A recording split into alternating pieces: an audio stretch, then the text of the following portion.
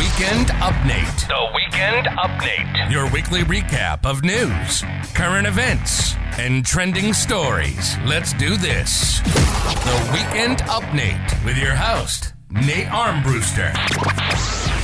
Hello and welcome to episode 43 of Weekend UpNate.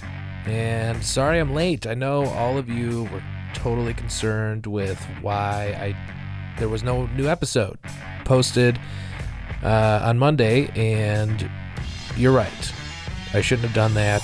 It's my own fault. I had a crazy weekend, and I'm going to tell you about it. Well, now, it wasn't crazy necessarily, okay? It was just busy, and shit got the best of me, and I'm a little late, but hey, this is still a brand new episode, so I don't want to hear about it. I know so many of you were so concerned with my well-being and whether or not there'd be a new episode, but alas, here we are. Now, you're probably wondering why I was late, and I'm going to tell you about it. Saturday, let's see, it's just a busy weekend. Okay, so Saturday, I went to a wedding, and it was just like your typical, like, hey, we're out late. It was a great time.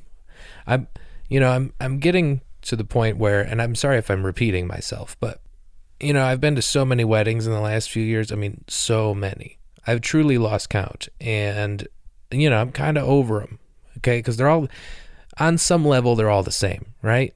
Like, I mean, there's no surprises anymore. So you got to keep it fresh. You got to find new ways to make it creative, and that's what we did. Here's a fun game to play. If you guys are at a wedding, and this it's not that it's boring, but like, I didn't know everybody, like, in the wedding party, and like, I wasn't super close with everybody that was in the wedding, although I was friends with a lot of people at the wedding.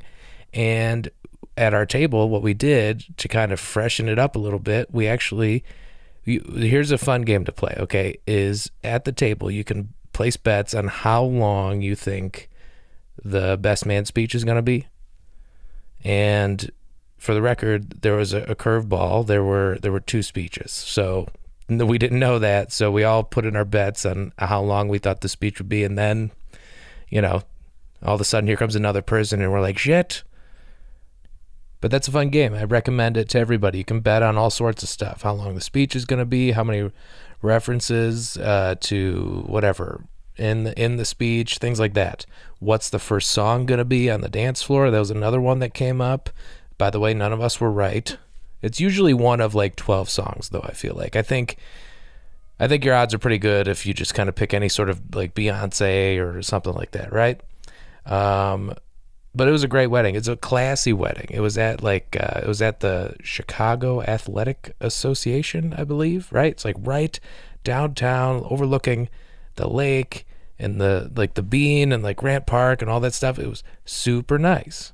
Now, if you know me, I like to think I'm into that. Like, I'm classy, elegant, right? I don't know if elegant is the right term, but that kind of, that style. And I can safely say that is not the case, especially because when you show up to an event like this, you really know what you look like, like I can put on a suit, but the thing is, I don't have any suits that fit at the moment, and I wasn't going to go buy a suit just for this wedding, not for a wedding I'm not in. So I threw on my best outfit, which is just like, collared shirt, some nice pants, and a sweater. And I showed up, I felt like such a dipshit. Now, it's cool though, because you kind of stand out, but then it's like, maybe I'm actually too cool. Maybe it's something they don't know. Like, that's what I was telling myself the whole time. Maybe these people don't notice. I just threw on the sweater I got from Target. You know what I mean? But overall, it was a great wedding, and I had a good time. Now, Sunday is usually the day I record. I would love to, record earlier, but sometimes something happens over the weekend that I want to talk about, and that's kind of the whole thing. It's like, here's what happened in the last 7 days, whether it's my life or the news or current events, whatever the hell is on my mind, I want to talk about it. So typically I do it on Sundays, and yesterday, as in, Sunday of this week, I meant, it was like one of those things where I should record, but then My fiance has been talking for months about going to see Lizzo at the United Center in Chicago. And Lizzo's fine to me, right? It's like, it's fine. She's like, I know who she is. I like her music's fine. Like it's just not like someone I care to go see. It's not like someone I want to spend money to go watch. By the way, the amount of people that don't like Lizzo for seemingly no reason other than the fact that she is big and black.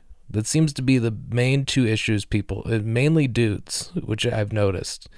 And it's so funny whenever her name comes up, people always kind of like scoff or roll their eyes or like, just, oh God, like they seem like bothered by her for some reason. And her whole thing is like, yeah, just like, kind of love yourself, right? And I'm like, to me, that's like a nice message, but I cannot believe how many people like are uncomfortable with that. It's just funny because the people that criticize her for being like large and like okay with it and like, which their counter arguments usually like, oh, you should care about your health. And which is like, yeah, sure, you should definitely at least be working on it, right? To try and be healthier, to try and, get down to a healthy weight, like whatever your goal is, But the people that always like are quick to criticize her, I've noticed, are always as unhealthy as she is. Like they're like, I don't like Lizzo. She's too, she promotes being, unhealthy and all this stuff. And I'm like, yeah, but you're 2 knuckles deep into a buffalo chicken dip right now. Okay. I don't think you're exactly killing it in the health department. You know what I mean? It's like the anti-mask people who are like, I'm not wearing a mask inside of this McDonald's. Like, sure, in theory, if you're a healthy person, in general, you'll have a better time battling COVID. But yeah, if you're 400 pounds inside of McDonald's, you might struggle with the health a little bit. You know what I mean? It's like, who are you to judge someone else for their poor health when you're as unhealthy? That's what I don't understand. The amount of criticism Lizzo gets for her stance on, I don't even know if it's a stance. She's just like, this is what I look like. And, and for the record, she's very talented. And that show, okay, so we ended up going last night. And that's sort of why, like, it was kind of a last minute thing. We actually walked up to the box office to get tickets. And I know, you're like, oh, it wasn't sold out. And no, they added tickets. And we just walked up. We're like, if we can get cheap seats, whatever.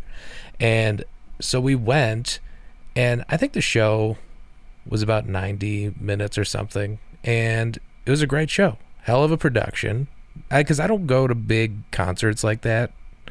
I don't think ever. I think that was probably the first like really big touring arena show I've ever been to, because I just am normally not into going to shows like that.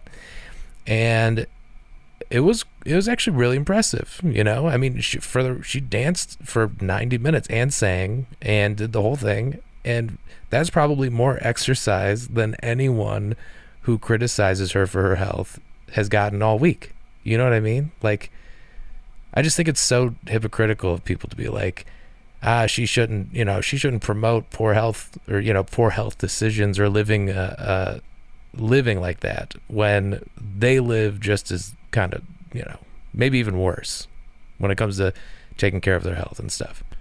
Like, for example, I'm a pretty out of shape dude. I mean, I go to the gym a few times a week. I try to, but I'm not perfect. I'm pretty chubby, let's be honest. Okay. Like I'm not going to criticize her at all, especially after watching that show and seeing how much goes into it. Just the choreography and the movement. I mean, I was exhausted watching it. So overall, I just try to I love to make fun of celebrities and like, be hypercritical, and and it's probably something like most of the time it's shit that you probably shouldn't have a take on it anyway, because it's just like, there's more important issues in the world. There's a lot of shit to worry about right now, and it's like, why are we talking about this? But it seems like, though, if there's one person we can all agree on that should just stop talking, it's probably Kanye West. Like, okay, like it used to be funny, but now it's just like, dude, shut up. Like, I think I've had enough. And the thing is, I liked his music so much. And, well, maybe not so much. I say that like I liked it. You know what I mean? I liked it the way it's just like it's part of, pop culture. And it's part of just, if you're around, you'll hear his music at some point. You know what I mean? And then whenever it's on, I'm like, oh, I like this. I'm not like an avid fan. Like, I've never given him $1. You know what I mean? I've never purchased anything he's sold. It's always, well, I guess, that sounds, you know what I'm trying to say. It's just something exists, and you're like, I like this music. It's fine. It's good. It's like Lizzo, where it's like, yeah, this is fine. If it's on, great. It's as good as any top 40 hit gets, right? But this goes back to my rule, I believe, if you're an avid fan, which I know so many of you are. If you're an avid listener to the podcast, you've heard me talk about billionaires in the past. And I think the way society should operate, if we're going to have billionaires, once you hit that billionaire status, when you have $1 billion, you're not allowed to talk or exist publicly anymore. Okay? You've won life, you've won capitalism, you've got everything you need. If you can't make $1 billion work the rest of your life, you don't deserve $1 billion. Okay? And now that's exactly why I think if you can't be that rich and just enjoy the rest of your life and be, you can enjoy it to the fullest. You can have anything you ever want. And if you can't do that without ruining everyone else's day, then, you don't deserve it. So I think that we should just change it up a little bit. If you hit that $1 billion status, you're allowed to keep it, but you're not allowed to I never want to hear from you or see you again. And you get no influence on anything. Culture, society, politics, nothing. Okay? And my point is, Kanye West is a billionaire, which is wild. It's like, man, you did it. You killed it. You're a famous, successful musician. That's your passion. That's your dream. You're involved in all of these other ventures, and it's like you won. You got all the money you could ever ask for. And why do I have to keep hearing about it or hearing from you? You know what I mean? Oh, and something else that happened to me last week, which I'm getting a kick out of, because this is just an example of how ridiculous my life is and like how silly, like how I don't know how to handle certain types of situations. Okay, like for example, I do comedy. I've done comedy for over a decade now, and it's just something I love to do. And I have somewhat of a minor internet following, which in the eyes of the internet is like 0.00008%, right? Like it's nothing. But the odds of me maybe running into somebody in my neighborhood who knows who I am because of what I do shouldn't exist at all.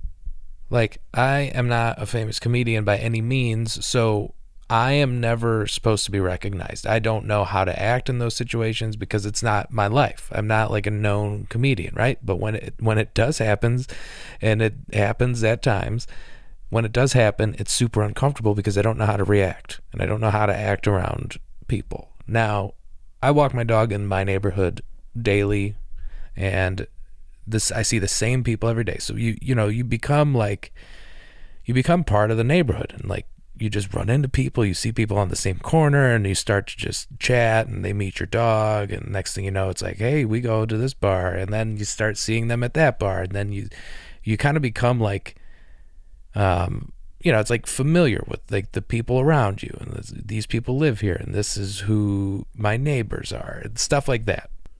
So anyway, we're walking the dog the other day, and this guy's like, hey, can I pet your dog? And I'm like, sure, yeah, and the guy's petting the dog, and we're just standing there, and he looks up at me and he goes, I love your stuff, by the way.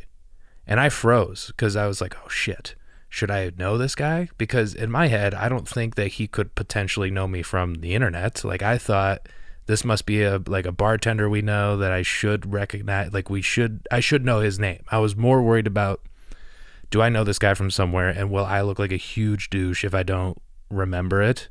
So I just kind of stood there awkwardly, and I was like, oh yeah, thank you, and like it was just super uncomfortable. He goes, I was trying to come to your album recording, and I'm like, wow, this guy really knows who I am. And then I got really uncomfortable because I was like, I don't know who this guy is. And I feel like if I'm supposed to, I'm going to look like a huge jerk. So we just kind of kept walking, and like, did you guys ever see that movie Superbad? You remember that movie with McLovin, and when Michael Cera's character was like talking to the Becca, the girl in the hallway, and she needed a pen or something like that, and he kind of just like, bye. Do you remember that? You know what I'm talking about?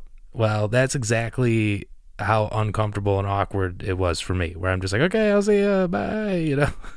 And he probably thinks I'm a total tool. And you know what? If he does know me that well, he might be listening to this. So if you are, it's my bad. Sorry about that for my uncomfortable. But that's the thing. It's like you just don't know how to act in those situations.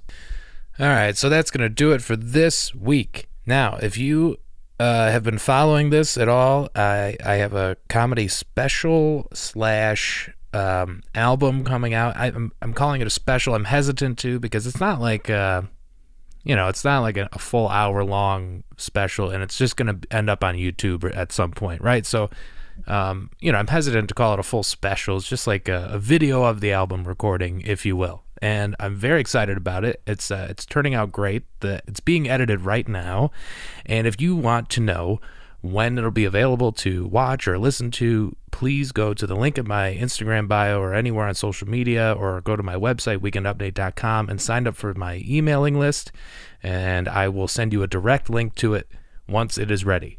That would be great. It'll make it nice and easy for you to find it, and I will send it right to you so you don't have to do anything. And if you like the show, please hit subscribe and tell your friends and all that good stuff. So thank you so much for listening, and we'll talk to you next week. You've been listening to the Weekend UpNate with Nate Armbruster, and you liked it, didn't you? If you did, make sure to like, rate, and review, and be sure to subscribe on your favorite podcast app. Thanks for listening, and we'll see you next week on the Weekend UpNate. Bye-bye.